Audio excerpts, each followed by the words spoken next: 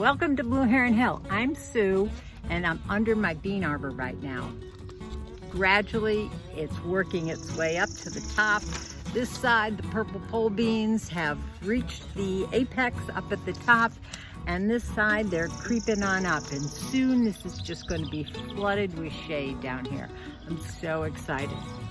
And the beans are coming on. It's just loaded with blossoms. So right now, we're in our warm season.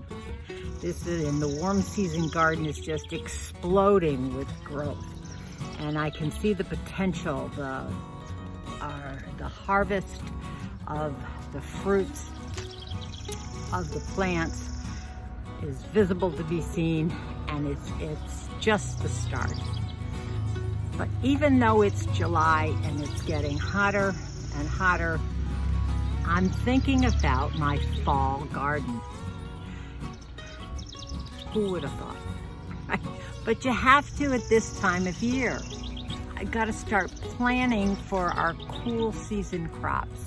Those that I can plant now for a harvest in the fall before we get a frost.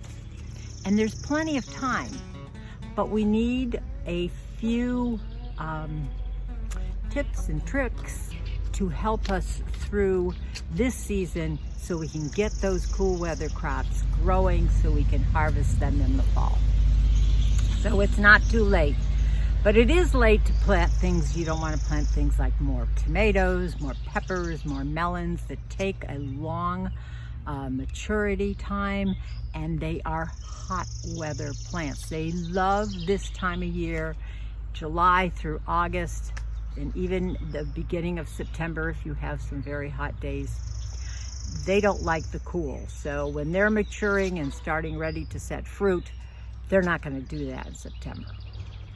So we have to think of cool season crops. So we think of the ones that we planted way back in April. Those cold days where it would dip down just to almost frost temperatures, or maybe even frost temperatures, but we babied our plants and we put covers over them to protect them. And those are the ones that I'm harvesting now.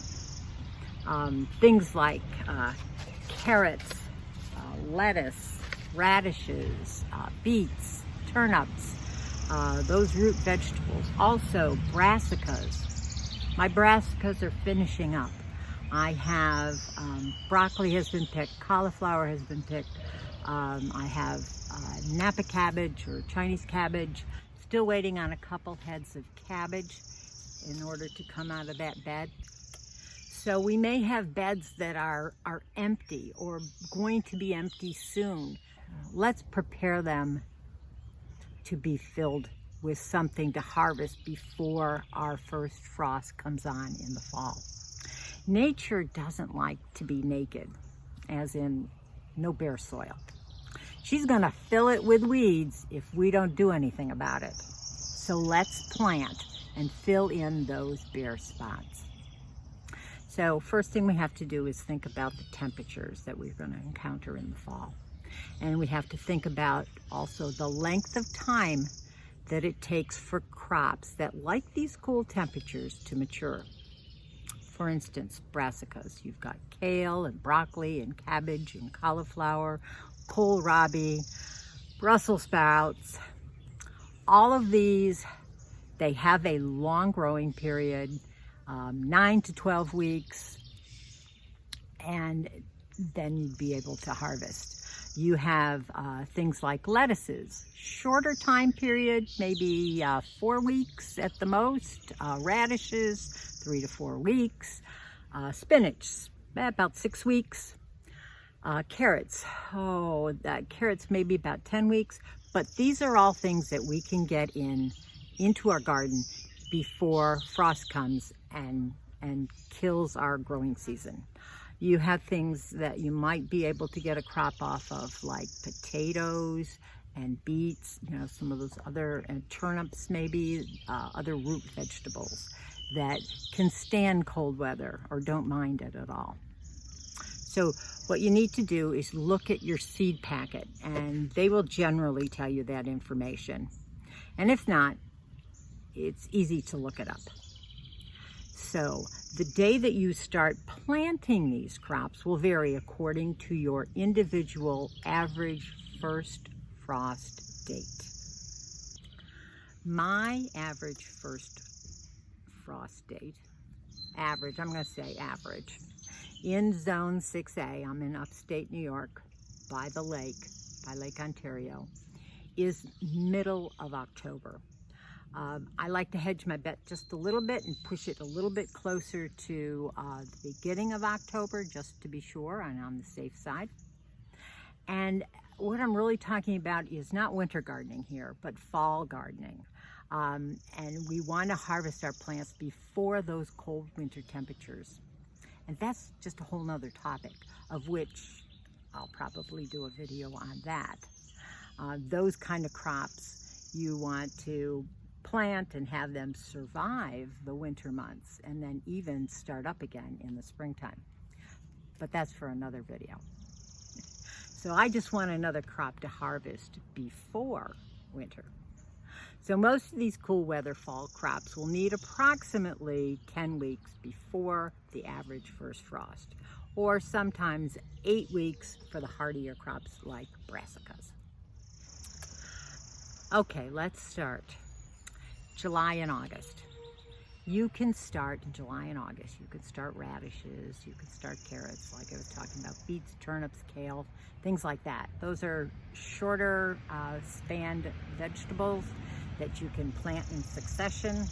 You know, lettuces and kales, you can do cut and come again. You can take the outer leaves off and they'll continue to grow through the center. So those are good. Maybe radishes, I'd wait a little bit longer. They're only like a 3-week crop, so you can wait into August and September and still get a crop of radishes easy. Now brassicas, on the other hand, are a longer time period it takes to grow. These we have to start by seed indoors. If you could start them by starts, I have not found a nursery that actually brings on brassicas at this time of year for a fall, for fall gardening. So we have to plant seedlings now. If you planted a brassica seed in your garden bed right now, it would not germinate. It is too hot. Those seeds will not germinate until the temperatures of the soil come down quite a bit. So we got to start them indoors. So I start them and I grow them until they're about 6 inches tall. That could be about 4 weeks from now. And then I transplant them into the garden. So with all that said about start time, you've got to add, for fall gardening, you have to add about 10 days to 2 weeks from what it says on that seed packet onto your maturity date. And there's a couple reasons why. And this is because we need to be aware that we're now in the second half of summer. We've passed the summer solstice. Solstice is when the arc of the sun reaches the highest apex for our area. And it's not going to get any higher, so our daylight hours are not going to get any longer. As a matter of fact, they are going to start now to recede. As the sun gets lower in the southern sky, it's not appreciably lower right now, but on about in September, you will understand that it is a lot lower, and sunset occurs a lot sooner back then. So the sun is getting lower in the sky, and we're being robbed of that summer intensity of the sun. And we don't have these long daylight hours as before. The daylight hours shorten as we move towards the fall equinox, which is September 22nd. Today, my latitude gets about 15 hours of daylight. That's wonderful for all these crops that are growing now. But as it proceeds closer, we get fewer and fewer days or hours of daylight. So that's one thing that we have to take into consideration when we plant our fall garden, the daylight hours. So we have to make adjustments. That's why we have to add on a few more weeks onto our maturity of these cool weather crops that we're going to try and grow. Another thing we have to be cognizant of is that when we transplant out into our garden in hot August, you always have to be concerned about the heat on your cool season plants. So I do a few things that are going to help my plants cope. First of all, using shade cloth is wonderful. I don't use row covers. I'll use a fabric that is particularly a shade cloth. Sometimes I use, if you have old screening material, not the metal screen, but if you have that, it is the fabric screening that you put on your screen doors. That will work too.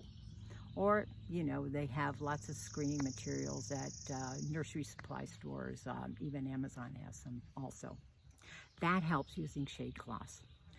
An important thing is to to lower the temperature of the soil. Remember I said that the seeds won't germinate in this hot soil. So using mulch around your plants is a great help. If you keep your soil moist, the moisture lowers the temperature of the soil also. And with mulch on top of that, your plants have a much better start to fall gardening. So when you start your seeds indoors, you know, your brassicas are downstairs and they're growing, but you've got to transplant them outside. And you need to harden them off. It's like in the spring when you started them in February and you brought them outside, but you brought them outside gradually to get used to the sun and to get used to the cold. Now we have to gradually bring them out to get used to the heat and then be able to put them in the ground and have them not have too much transplant shock. And then adding on row covers and mulch and things like that, which would be a real big help. So remember, shade cloth, mulch, and moisture will be great in getting your fall garden off to a very good start. So those are some things that I'm going to be doing to help get my fall garden kick-started. This is my brassica bed. It looks like a bomb went off, but I have harvested my broccoli, I harvested cauliflower, and I do have a few heads of cabbage that should be pulled out of here in the next few days. Anyway, so this I'm going to have to get prepared for the next round for the fall garden. This brassicas will go back in here. I will top dress this with some compost that has been brewing in my compost pile, and that will add more amendments to the soil, which has been depleted by these brassicas. This is another area that has bare soil, so I am going to be amending this, and this will have more lettuce and spinach and radishes. I still have some lettuce here. Some of it is bolting. I may leave a few, especially this luscious, this is called Merlot. I might leave maybe these here at the end. I'll leave those to go to seed and save the seed for that. But this is an area that is prime for fall garden. Here is another area that you can tell that has remnants of some lettuce here under my bean arbor. So this is prime to plant some fall gardening things in here. This would actually be very good for things like radishes. It stays cooler in here, and that will help out in the germination of those seeds. Another area would be my onion patch to grow some fall crops in. These onions are going to start coming out in probably in a couple weeks when the tops fall over. So I will have another whole bed here that I can plant some fall crops in. Might be beets. Here's another area that would lend itself to a fall crop. This is garlic. You can see that the tips of the leaves in the garlic are dying down, and it's signaling almost an end to the garlic. I would assume in another couple weeks the garlic will be coming out, and I would be ready to plant a fall crop in this bed too. Here's another area that I can use to plant fall crops in. These lettuces are going to start coming out. I have some celery over here, which I've been harvesting a little bit of new celery. This celery here, those might stay, but the lettuces can come out. I have strawberries here in 2 tiers. Those will come out, and I'm thinking this would be perfect for radishes and lettuces. And down here, I have already started some carrots. It still might be too hot for that, but we're gonna give it a go anyway. So if you have a green stalk garden, it's the perfect opportunity to start a fall garden. So those are just a few of the areas in my garden that I'll be using to plant my fall garden in. Here are my new starts for my brassicas. They're downstairs in my grow room. So if you haven't already subscribed, join me along with this journey. This is such an exciting time of year. I just love it when the produce starts coming in. And comment down below. Tell me what you want to plant in your fall garden and when you're starting and how it goes. Keep checking back in with me as I notate the progress that I'm making in my garden, both my summer and my fall gardens. And so until the next time that we can go digging in the dirt, happy gardening. Bye.